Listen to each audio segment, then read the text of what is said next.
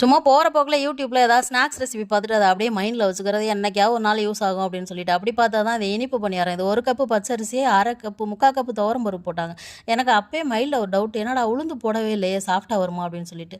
இருந்தாலும் வந்துட்டு அவங்க பண்ண மாதிரியே நாமளும் பண்ணுவோம், எதுக்கு வம்பு அப்படின்னு சொல்லிட்டு நானும் அதே மாதிரியே பண்ணி சக்கரை, முட்டை, தேங்காயெல்லாம் துருவி போட்டு சட்டியில் என்னமோ ஊற்றியாச்சு. அதுக்கப்புறமா திருப்பி வருமோ என்னமோன்னு சொல்லிட்டு ஃபஸ்ட்டு பணியாரம் திருப்பும்போது கேமராவை ஆஃப் பண்ணிட்டோம். அதுக்கப்புறம் தான் நல்லா வந்த பின்னாடி தான் அப்பாடா நல்ல வேலை வந்துருச்சு, நான் கூட வராதோன்னு நினச்சிட்டிங்க அப்படின்ற மாதிரி தான் இருந்துச்சு என் மைண்ட் வைஸ். அதுக்கப்புறமா வந்துட்டு பணியாரம் வந்துட்டு சூப்பராக இருந்துச்சா அப்படின்னு கேட்டால் நல்லா இருந்துச்சுன்னு தான் சொல்ல முடியும். எனக்கு தெரிஞ்சு இன்னும் கொஞ்சம் 1/4 கப்பு வந்துட்டு உளுந்து போட்டிருக்கலாம் போல். அதுதான் என்னுடைய எண்ண ஓட்டம். அதுக்கப்புறமா வந்துட்டு இந்த ஊர்லி வேற டெக்கரேட் பண்ணி ரொம்ப நாள் ஆச்சு. சரி அதை கொஞ்சம் டெக்கரேட் பண்ணிவிட்டு வெளியில் உட்காந்து டீயை குடிச்சிட்டு அதுக்கப்புறம் பாப்பா பேட்மிண்டன்லாம் சேர்ந்துருக்கா.